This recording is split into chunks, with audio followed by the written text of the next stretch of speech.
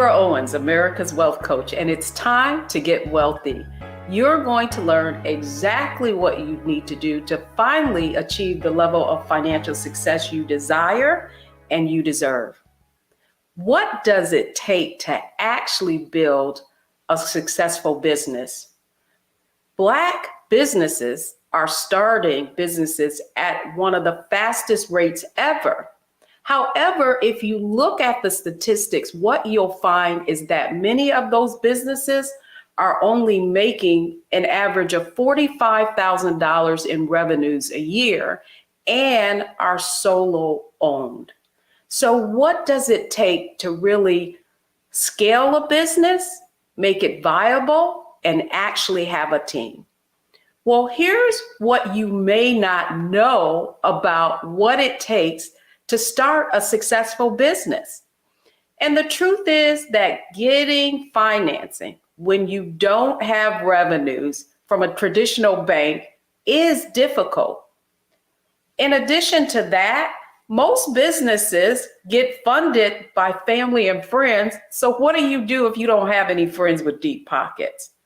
However, one of the alternative ways to actually get capital for your business is something called crowdfunding. And that's exactly where we're going to start today with our conversation with our guest today. Both her and her husband started a business initially from their kitchen table. It was a do-it-yourself hair care kit. And they eventually grew that business to over $1 million in sales. And one of the ways they were able to scale that business and get access to capital was through equity crowdfunding. And so that's the conversation we're going to have today. So I want to welcome one of those co-founders of Listener Brands, also known from her product Curl Mix, Kim Lewis, to Get Wealthy today. Welcome to Get Wealthy, Kim. Deborah, thank you so much for having me. It's so good to see you.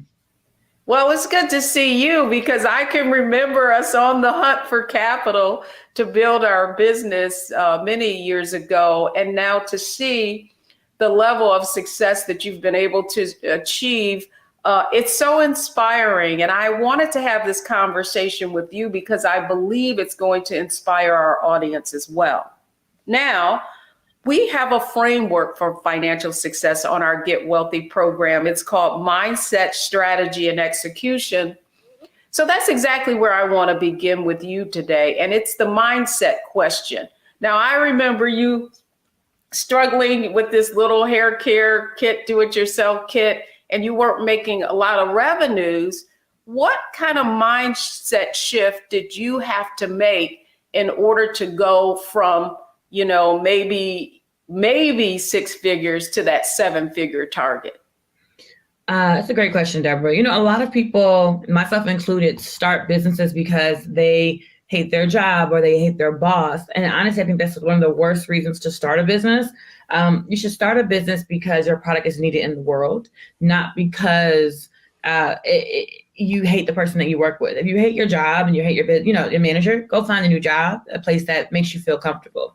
And I say that because starting a business is truly a labor of love and service. You are a servant first and foremost in everything you do.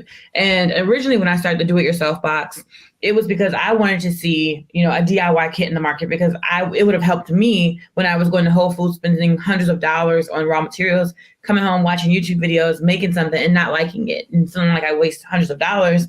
And this box would have helped me save money. However, my customer was still buying products, at the store every day or online or still buying ready-made products. And this was just kind of novelty and not necessity for her. And when I realized that, I was like, I need to make things that people want to see in the market and that they're willing to pay for, not things that I necessarily want to see in the market. And that shift helped me be open to feedback from my customers, to want to hear what they had to say, to, be bold enough to have a Facebook group where I can read their opinions about my brand every single day. And that mindset shift, I think, really propelled us to that first $1 million year. But making things that only I wanted to see in the market kind of kept us at the low six figures.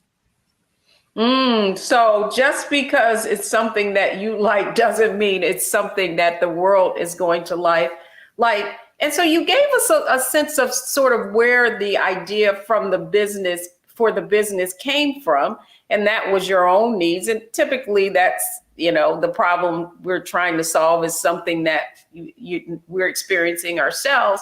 But you said something really interesting there, and it was about listening to your customers. So, for our audience, what did that mean for you to actually identify, okay, they may not want this, let me try something else? One of the things we did early on that's free and very cheap for a lot of founders to do, but most people still don't do it even when they have brands making hundreds of millions of dollars, is have a Facebook group for them. After people are, after they purchase, they get added to our list, and then we send them to our Facebook group. And in there, and early on, we maybe only had like a couple hundred people in the group, and we would let them vote on kits that we were launching, or we would get their feedback if they liked something, if they hated something, if they loved something. And we would post polls every week. Oh, what's your favorite oil? What's your favorite butter? Do you do wash and goes? Do you do braid outs? What's your favorite place to watch a movie? All those kinds of things. And then we would respond to them. So after they would vote, we would literally change our business to accommodate that vote if it had enough respondents. So sometimes in that group, we'll get, now we have about, I want to say 16,000 customers in the group. And if a vote has like 500 or 600 people, and I'll give you an example. We have this subscription box within our company called Chromix Fresh. And in Chromix Fresh, we essentially let people, we have a new product every month at one point, and it was like actually 3 to 4 new products every month. And it got to the point where it was too much product for some of our best customers. And we voted and said, hey, you guys, do you want to switch Chromix Fresh to quarterly? And I think it had maybe 600 votes. This was like last summer or last Q4. And they were like, yes, we would love it if Chromix Fresh was quarterly. But they wanted it quarterly at the same price. It was like, I can't do that, but we can make it quarterly. We can make it quarterly. And so overall, it ended up being cheaper for them because it was more expensive than monthly, but it was cheaper than if you had gotten the box all 3 quarters. And those are the kind of changes we make in the business based on their responses in that Facebook group, which is free. And most people, don't have that part. So I do want our audience to understand that your business, like so you shifted from this do-it-yourself kit, and now your company is the product that we're talking about right now is Curl Mix, right? And so just share with our audience what Curl Mix is and what problems those brands solve. So Chromix is a company where we help you master your curls in 21 days, or our product is free. So what I mean by free, you will get store credit if you don't like it. And our primary product is a 4-step system to help women get this hairstyle. It's like a wash and go. It's for a Black woman over 40 who wants to have a signature look, who wants to look the same when she goes on a date, to church, to dinner, a soccer game for her kids or basketball game. But she wants to wear, use natural products. She wants it to be healthy for her hair. She doesn't want to wear extensions or weaves. And she's trying to, kind of get her hair to look more fuller and thick. And that is who our customer is and who we serve at Chromix. But Chromix is one brand. Sorry, go ahead, Deborah. No, go ahead. I want you to finish. But Chromix is one brand of the conglomerate that we're building. So we're building a direct-to-consumer Procter & Gamble type of business. So Procter & Gamble owns Always Maxi Pads and Old Spice and, deodorant, soaps, toothpaste, all those things. They have hundreds of products, and they're traded on the stock market. And my goal for my company is to be traded on the stock market one day. We're not yet, but crowdfunding gave me a bit of a taste of that. And so I want to do that. So we own all of our own manufacturing. We're vertically integrated. We hire Black and brown people from the South and West sides of Chicago, and we pay them starting at $19 an hour. And Chromix is just one of the many brands that we're going to build. We have Chromix and 4C only, and hopefully we'll launch more brands in the future. I just wanted people to know that you've broadened that scope, from that kit to now a brand. And brand means many products within that brand. And I believe you already gave us some insight into the name of your brand is now Listener Brands, and you shared that you've been listening to customers. So is that where the brand was derived from, the name? Yes, we make brands that listen. And when I say listen, people will say, well, how do you know how your customers feel? And most people are doing like a survey, every year to get feedback from their customers. I literally log into Facebook and see what they think every single day, because I am in the Facebook groups and we have community managers. We spend more time in our Facebook groups than we do on Instagram. And so the name for our holding company or our conglomerate, I realized, like, what do? We make brands in overlooked segments of the market. We make brands that listen to its customers. And so Chromix came from that, from me listening in those Facebook groups about what people actually wanted versus the DIY box. And the same with 4C Only. The number one comment on all of our ads was like, but this doesn't work for 4C hair. And I realized that the 4C women wasn't celebrated, even though everyone in our industry knows they convert and spend more money than everyone else, but no one was willing to put them at the front of the marketing, on the bottle, on the label. And so we went ahead and did that. And we listened to an overlooked segment of the market. And so that's what Listener Brands does. It makes brands that listen.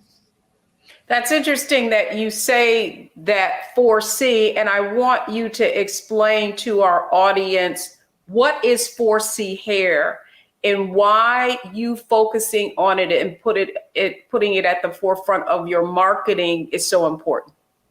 So there's this now, the hair types, they don't necessarily, they matter, but they don't matter, right? Like, so they matter in the sense of you want to be able to figure out who has hair similar to yours, but it isn't something that you should live and die by, right? It's something that you just, this is a tool that I can use sometimes. And essentially what it is 4C hair is on a spectrum, right? The person who created this model basically says that hair has, type 1, 2, 3, and 4. And then in every type, there's a level A, B, and C.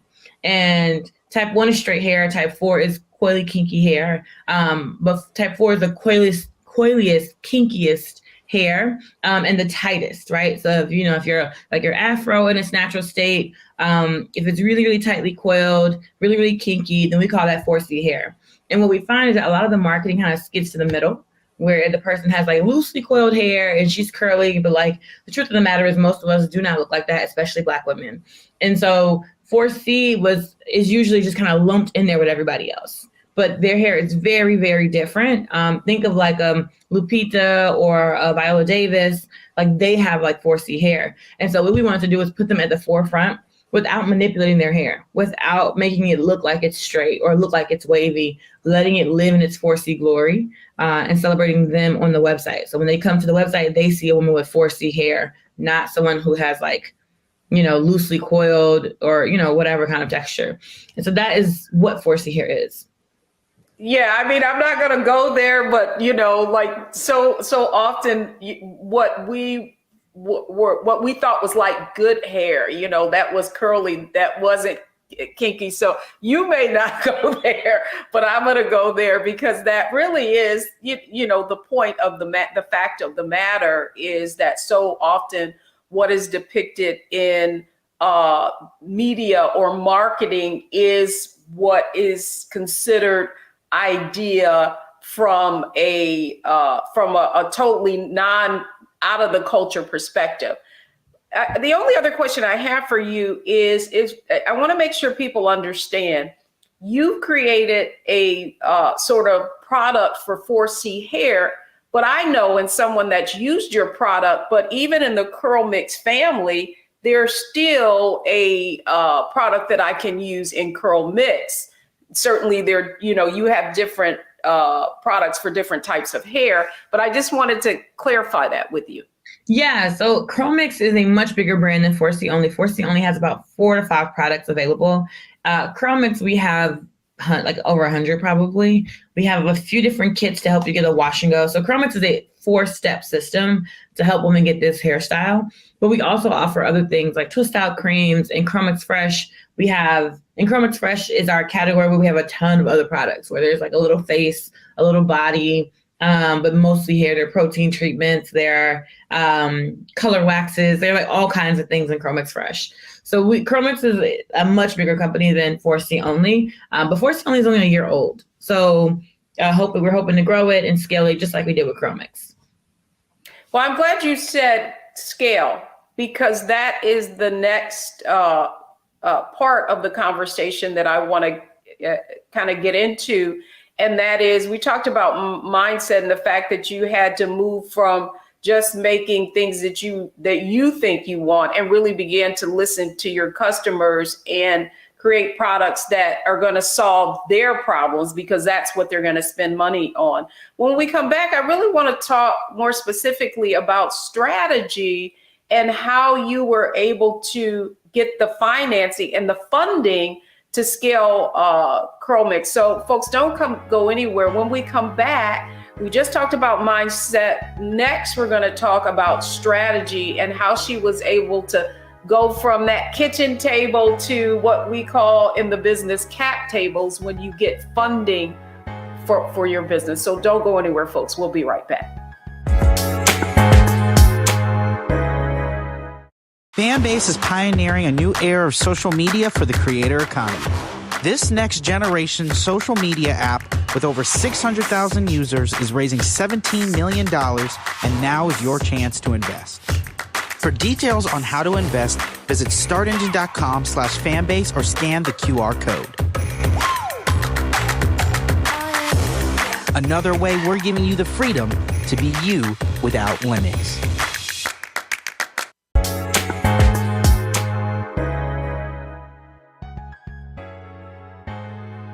I'm Deborah Owens, America's Wealth Coach, and today we're talking about how to build and scale a successful business. And so often, it's always the money that prevents us from being able to go to the next level. So my conversation today is with Kim Lewis. She is co-founder of Listener Brands. We've been talking about how she took her one product or brand, Curl Mix, and grew that to over $1 million in sales.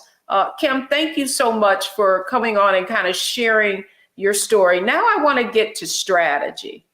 And I know that it's so, as a business owner myself, we met pitching for dollars.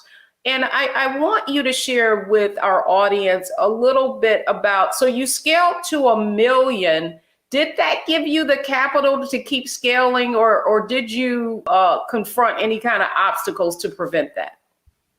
People always think getting to, 7 figures is the goal as an entrepreneur. And it's a great goal. And when that day that we hit 7 figures for the year, it was like December 31st or something like that, the very last day of the year.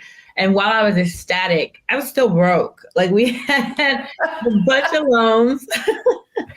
We had a bunch of loans. All my people were contractors. We could not afford me and my husband were sharing $60K annually. And back then, my husband had quit his tech job where he was making multiple 6 figures on his own. So for us to be sharing $60K annually was like not enough, because we had a mortgage that was like a few $1,000s. So we were like, we didn't have much money. And it took me raising my first $1 million in venture capital, or really angel investors, right? Venture is more like institution backed. Angel is more like wealthy individuals. And that money actually gave us the money that we needed to actually scale the business. But when we had made our first $1 million, we didn't have much. So now talk about, because I think that is important for our audience to know. You go on social media, you hear all of this, you get to 7 figures, but top line and bottom line are two different things, right? Whether or not you're in the black, and just because you have sales doesn't necessarily mean that you have the profits, to, coincide with that. And sometimes you've got to run at a negative. So I know that you and your husband decided to launch an equity crowdfunding campaign. So explain to our audience why you chose to go that route to get more money, and exactly what equity crowdfunding is. Yes. And before I touch on that, Deborah, I'm going to definitely go deep in the equity crowdfunding piece. But I would love for your listeners to just I would love to share with them that we manufacture our own products. And that's special because most people are ordering their products from China, whether it be fashion or skincare. makeup or whatever. They're ordering from China. They're paying, I don't know, $1 or less sometimes for their raw materials or for the actual product that they're buying. And then they're selling it for like 20 or so here in the States, maybe 50, depending on if it's a skincare item. They're paying maybe a few bucks per item. And, those jobs are over in China. And, your people, they're not employing people here in the United States. There's nothing wrong with that form of business, right? And this is not me knocking anyone for doing that, because you got to do what you got to do sometimes to get the business off the ground. We decided to make flaxseed gel. Flaxseed gel was our number one selling box as a DIY company. And literally the flax seeds that you might put in a smoothie or that you would use as an egg substitute, when you boil them, it gives you a really gooey gel that helps you get this hairstyle. And when we went to manufacturers to make it, they all told us no. So we went to maybe 3 different manufacturers to get this made, and they all said no. And so we were like, okay, well, we're going to have to make it ourselves. And that basically, I spent maybe all of September when I was 7 months pregnant in my kitchen making 50 different batches of flaxseed gel until I landed on something that people loved. One lady actually flagged me down on Michigan Avenue in Chicago to figure out what was in my hair. And I'm like, man, we're in the street. We could get hit by a car. But she's like, what did you do to your curls? And from then we just decided to manufacture it, and we launched it to our audience. We did pre-orders and sold hundreds in a matter of hours. And I was like, oh my gosh, this is what people want. So that's when we pivoted the business in top of 2018 and did $1 million that year. And then the next year we were on Shark Tank, and then we did about $5 million that year. And as you are building this business, so this is where the equity crowdfunding comes in, right? Manufacturing is capital intensive. You are buying all the raw materials, you are buying the machinery. Sometimes the machinery, just like a mixer, sometimes it's like $15,000, just to mix, to have a mixer on hand. And then you need 2 in case one breaks and you don't have another mixer, you can't make any product. On top of, paying your team, right? If my payroll is, $60,000, $70,000, I'm paying $30,000 alone in payroll tax for that payroll. And that's because I employ stateside. That's because I employ people in Illinois. I employ people of color, and I pay them a living wage. Minimum wage here is like what, $10, $12? That's poverty in Chicago. And so I'm not willing to do that, especially not to my people. And so we start $19 an hour. For our full-time employees, we offer 401k, healthcare, benefits, vision, dental, et cetera. And in doing that, right, you manufacture, you pay people well, and you are growing very, very fast. That sometimes leads to lack of profit, because essentially I'm not stealing profit from my workers, right? And so what does that mean? That means I have to go ahead and fund the business. I have to find money to be able to do these things in my business. And so I have to go and pitch venture capitalists and see if I can get an investment from them. But I did that. I maybe spoke to about 30 VCs, and they always want to see more. I was like, we grew 500% on the 1 million that we raised. No one wants to invest. And they're just like, we want to see more. But if the person who's writing the check on the other side of the table doesn't look like you, they're always going to need more to be convinced that you're the real deal. So I was like, I have 100,000 customers. I can raise my own investment. And that's when we had crowdfunded last year. We launched our campaign in April. And we ended up raising $4.5 million from about 7,000 investors. So that means people like me and you. And equity crowdfunding is really important, because before, people like me, non-wealthy individuals, they could not invest in private companies before they went public. That was only reserved for wealthy individuals, people who are, I would call are rich, right? Making, $250,000 more annually, or having a net worth, I think it was like $1 million or something like that. I might be getting the numbers wrong, but that's what it takes to be an accredited investor.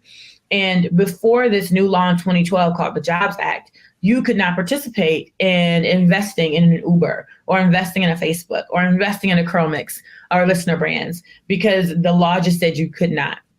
Now with equity crowdfunding, it opens up the opportunity for anyone, and you can invest up to 10% of your actual income into a pre-IPO company. And I say pre-IPO means a privately held small business. And so that's what we did. We raised $4.5 million from 7,000 investors. I want to say maybe 60-ish%, which are our customers. And the other 40% are people who just were really inspired by what we were doing, and who found our campaign. I wanted you to explain it rather than I explain it, because I feel like when you can see what's happening in real time, and how, you just gave context. And so the bottom line is that in order to invest in a company like yours prior to the Jobs Act of 2012, you couldn't unless you had an income of $200,000 if you're a single person, or if you're a couple, $300,000. Oh, sorry.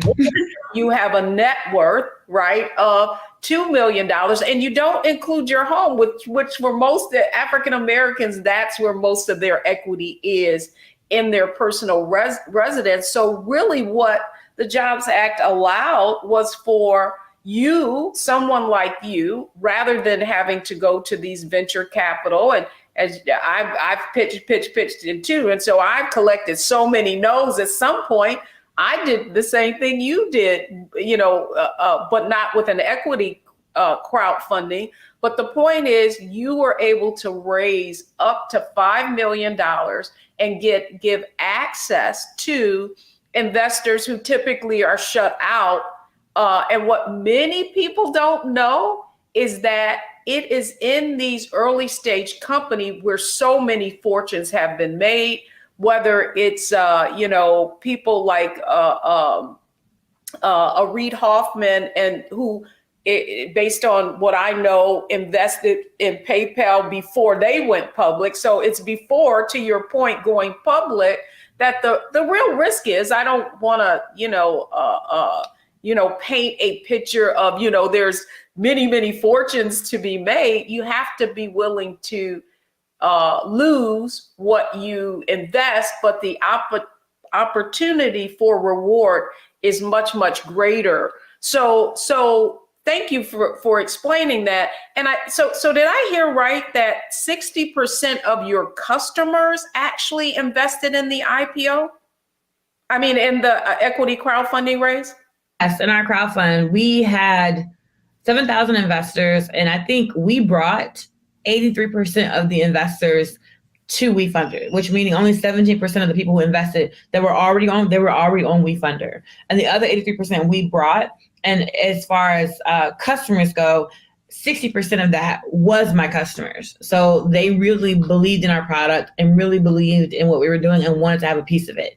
They could not believe that I was offering this to them. They were so excited.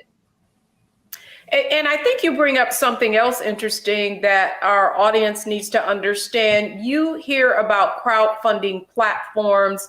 What Kim just mentioned is WeFunder. You may have heard of like a Kickstarter, which really typically is rewards based, where you're giving people some kind of benefit in order to invest in your company, and you're not actually giving them equity.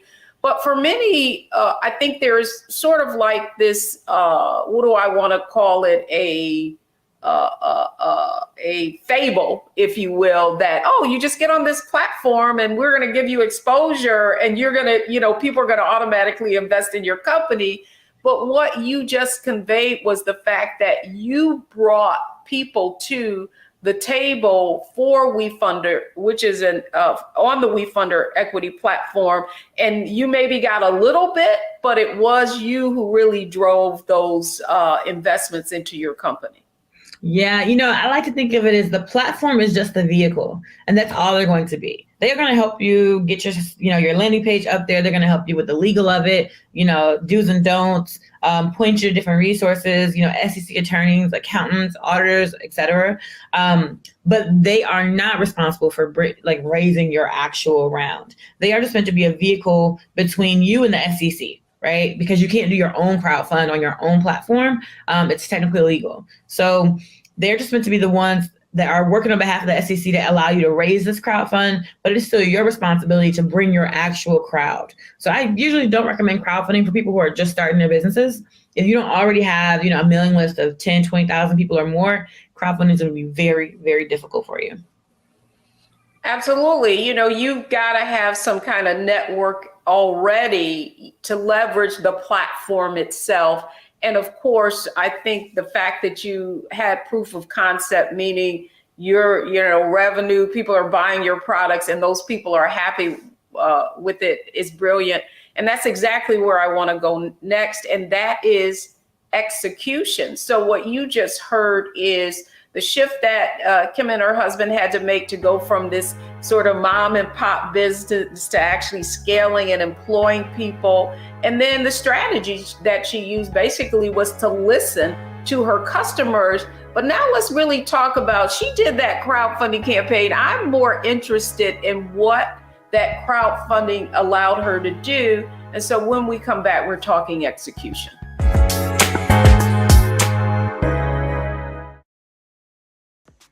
Curl Prep Natural Hair Solutions at curlprep.com. I'm in shock. For curls, locks, braids, twists, and even those wigs and extensions. Women, men, and children are loving this line. Look at this video and you be the judge. People line up to see this product in action at hair shows, and when they take a seat and try it, they don't believe it's their hair. Buy the products at curlprep.com. It works on all hair types. Use code ROLAND, that's ROLAND, lowercase letters, to get a 15% discount. Parents, remove the ouch. You will love this system because you can comb the product through your child's hair with your fingers. It's all at curlprep.com. Use code ROLAND, lowercase letters, to get a 15% discount.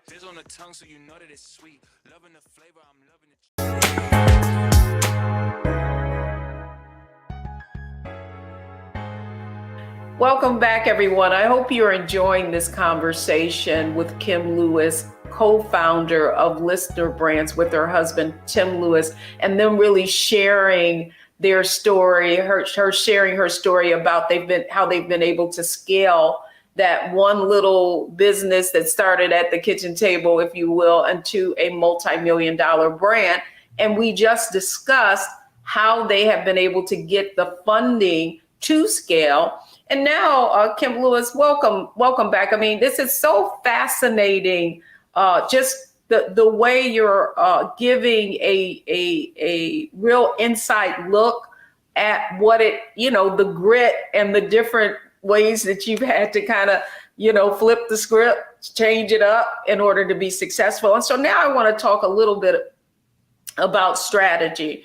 Now, you mentioned that you are running your business with more costly, right, to produce your goods, because you're not, what you described was basically white labeling, right? Where someone is basically taking a product and putting their name on it and making it look as if it is a true brand, but it's not something that they actually manufactured. Am I right there? That's what you were describing? Yes. Yes. And so to that end, you talk a little bit about that you're making these products yourself, that, the cost of goods sold, if you will, of manufacturing these products are much higher. So your margin, right, is lower because it's costing you more, or your profit, let me just talk in just basic, terms, is lower because your margins are higher. So because your costs are higher. So I'm really interested in what was your strategy? You did this crowdfunding campaign. You raised almost the maximum that you can in an equity crowdfunding campaign. What's your strategy for the use of that money? So one of it was I knew that this crowdfund was going to be the bridge between my seed and my Series A. So it was going to be the thing that kind of helped propel me. I realized I didn't raise enough money in my seed round. I had $1 million. Tell our audience what a seed round is. So I'd love for you to just walk us through, like, first it's my own money, then I go out and get this, and then I go, what does that path look like?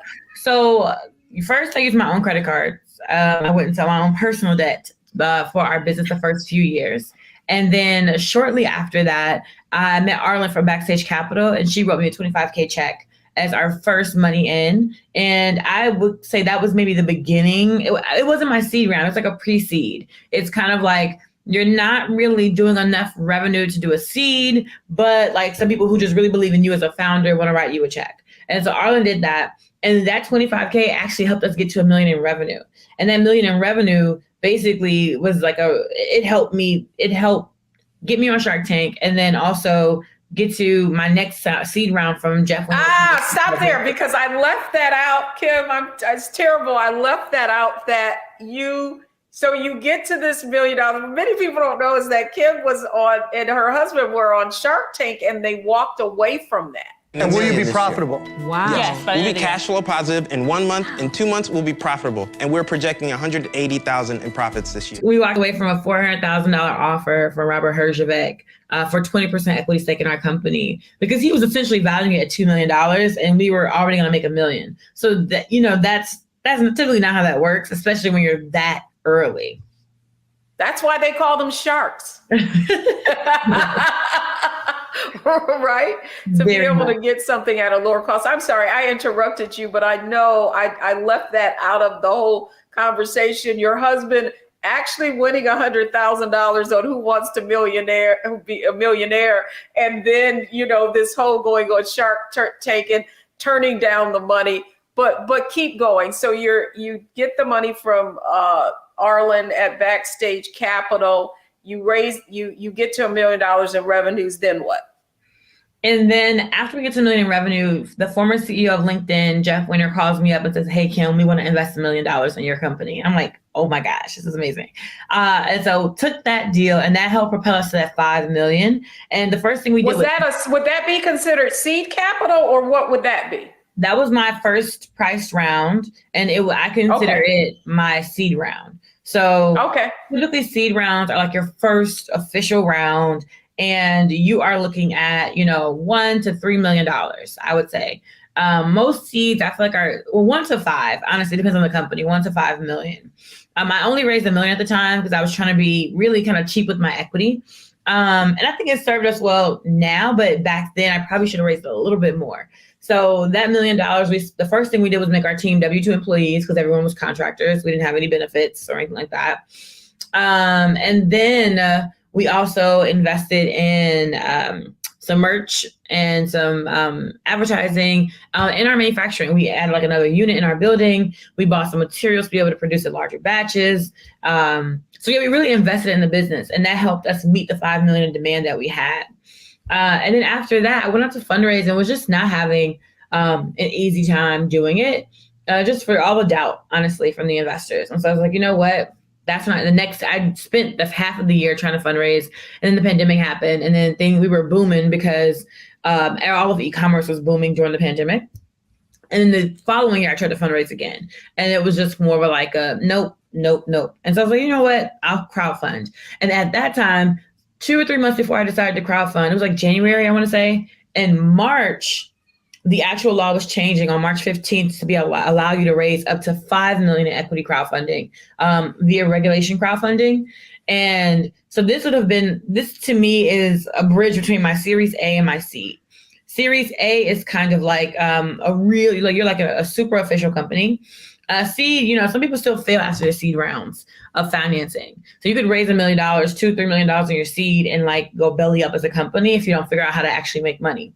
Series A, you usually have some solid revenues as a company, and you're usually bringing in an institutional investor. So someone who has, $200 million, $300 million on their books to invest in companies, and they are going to send you through an audit, way more diligence. They're going to ask you for all your files. They want to know who's on your team. It's a much more serious round. And so that's what I'm going after in my next level of fundraising. But this crowdfund was really the more I should have raised for my seed, and then just a little bit to hold me over. So what we use that money for, we use that money to clear off any debts that we had. We use that money to figure out, to bring, ads in-house to, what else do we use that money for? I mean, inflation is real, and it's benefiting us now. We know firsthand. We used to buy a drum of grapeseed oil for $4,000. Now a drum is basically 55 gallons. A drum of grapeseed oil now might be like $8,000. Like literally, raw materials have doubled in cost for us as a business. And had we not crowdfunded, I don't know what would have happened, because the inflation is a real thing. Labor shortages are real, even for people who pay well. There have been people who have come in and was like, they just walk off the job, like literally just walk off. And that has happened to me, Deborah, more than 5 times. And we're not like horrible people to work with. I promise you, the person is just they're just like, this is just, I don't want to do this. And they just like walk off.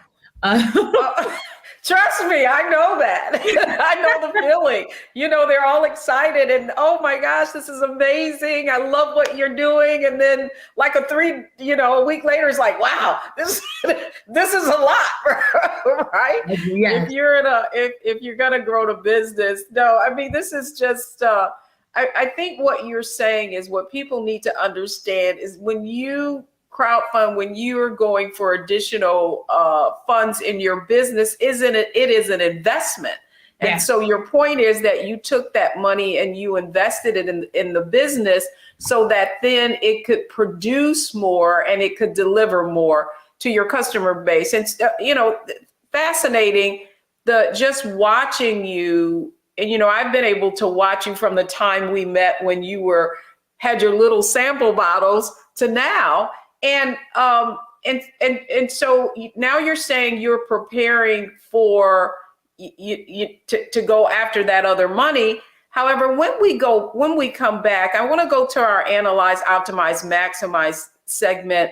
And Kim, in this next segment, I really want you to share with our audience, if you knew then when I met you, what you have learned from your experience, what would you tell other entrepreneurs who maybe they are in that, very, very early stage where they're trying to figure out how to scale? What would you tell them? So when we come back, it's our Analyze, Optimize, Maximize segment. How can you learn from Kim's experience to accelerate your own business? Fanbase is pioneering a new era of social media for the creator economy. This next generation social media app with over 600,000 users is raising $17 million, and now is your chance to invest. For details on how to invest, visit startengine.com/fanbase or scan the QR code. Another way we're giving you the freedom to be you without limits.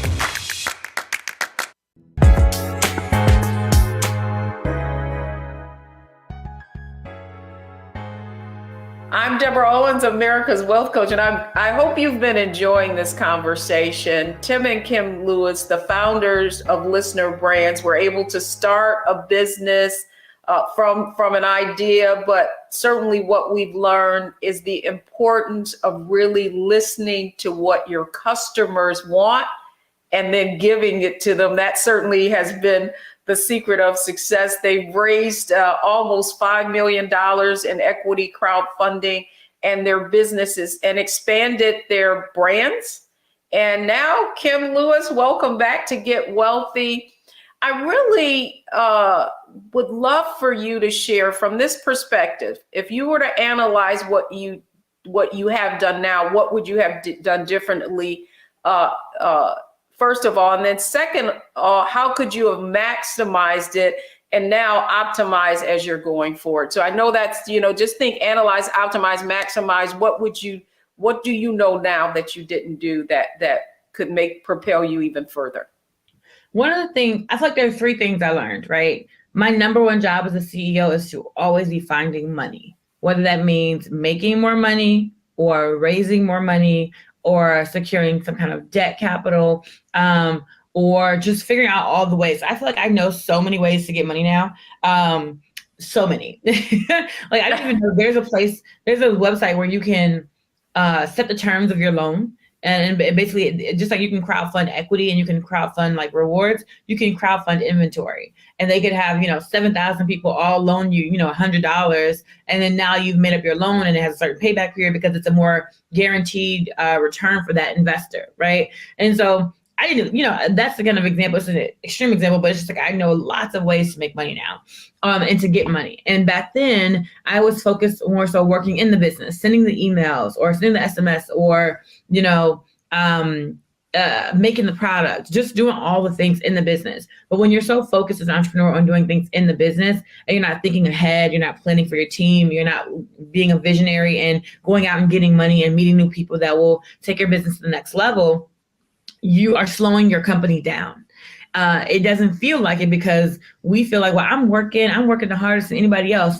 And the easy thing for us to do as entrepreneurs is to work and to do, because that is what comes naturally to us.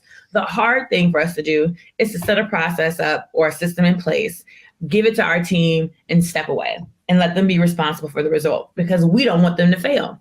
So we would rather do it ourselves. But in doing that, you're missing the opportunity to go to this networking event and meet this billionaire. You're missing the opportunity to go pitch for Shark Tank. You're missing the opportunity to be a Who Wants to Be a Millionaire. You're missing the opportunity to find out that there's a foundation willing to give you a loan, you know what I mean, for millions of dollars, because you're not being the founder that you need to be to grow your company. So the first thing, my number one job is to get capital.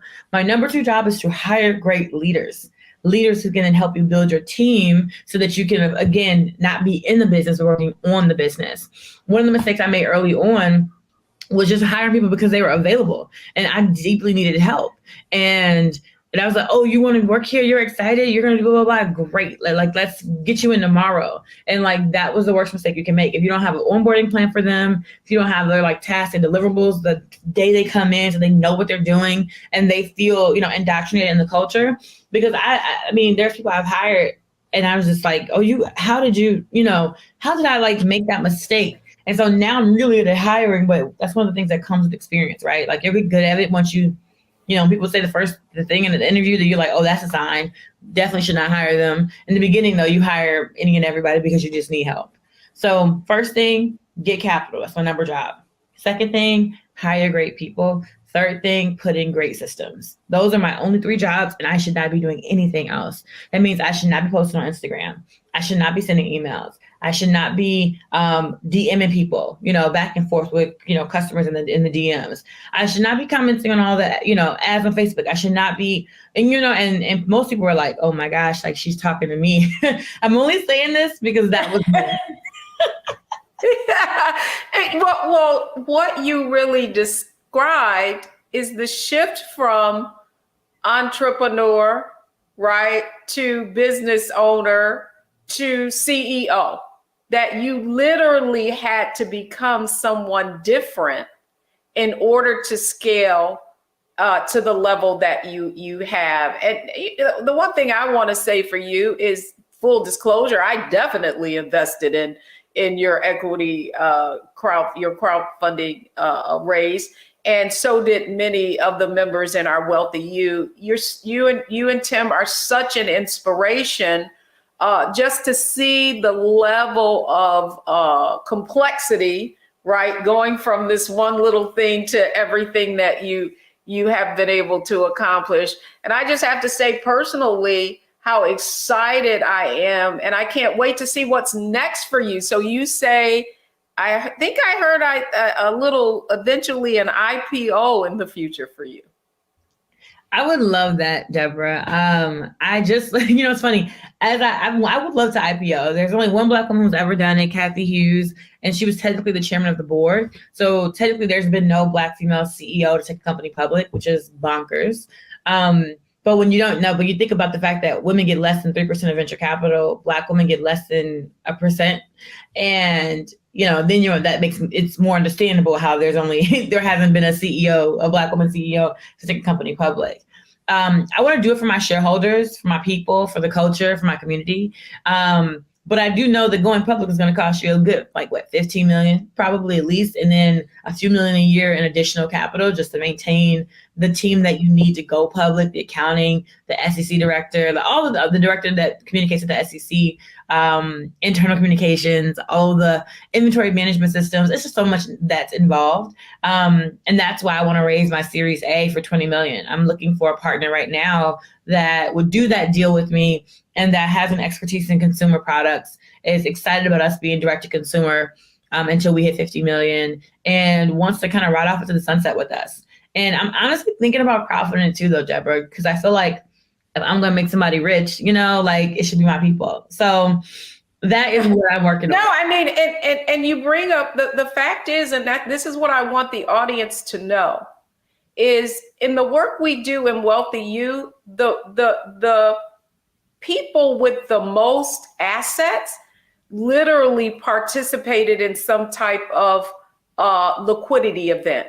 And so that liquidity event is when you are in very early stage. You invested in the early stage seed round where you have taken the greatest risk, and then that company goes public, and then you are now the recipient of the shares and can of the company going public, and now you can have a liquidity event and that's how you get wealthy. Kim, thanks so much for coming on Get Wealthy for this opportunity. Oh, thank you so much, Deborah, for having me. Yes, and it is my hope and my dream to give all of you guys and all of your investors a liquidity event, whether that be an acquisition or an IPO. I prefer an IPO, but if I get a great acquisition offer, I'm no fool, okay? Like, I need to return all my 7,000 investors a return on their money. Yeah, let me just explain to you what that is. She could either go public or some amazing company can say, you know what, we just want to buy you. And so that also is a liquidity event, and they have to pay off those early stage investors. So Kim Lewis, co-founder of Listener Brands, thank you so much for coming on Get Wealthy. And please give Tim Lewis, the other half, our regards. Will do. Thank you so much for having me, Deborah. Have a beautiful day. Thanks so much. Well, when we come back, the 3 takeaways from today's show that you need to know. Don't go anywhere. We'll be right back.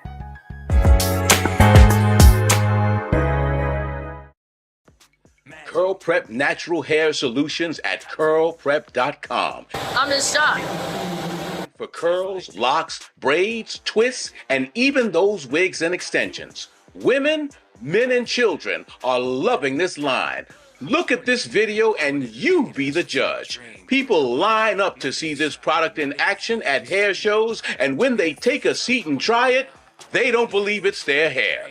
Buy the products at curlprep.com. It works on all hair types. Use code ROLAND, that's ROLAND, lowercase letters, to get a 15% discount. Parents, remove the ouch. You will love this system because you can comb the product through your child's hair with your fingers. It's all at curlprep.com. Use code ROLAND, lowercase letters, to get a 15% discount.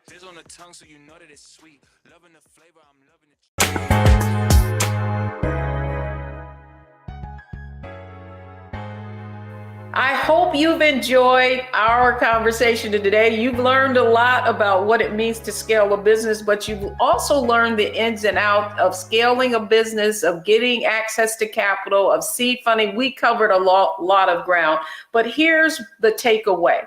First thing, and she said it takes money to make money. She said her job was to find capital for the company, and that's what you need to understand if you're going to scale your business.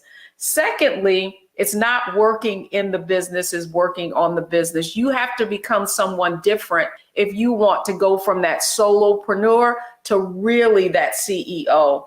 And then finally, it takes teamwork to make the dream work. It's not you being the talent, it's finding the talent to make your company grow. So that's going to do it for us today. Thank you for watching Get Wealthy. I'm Deborah Owens, America's Wealth Coach.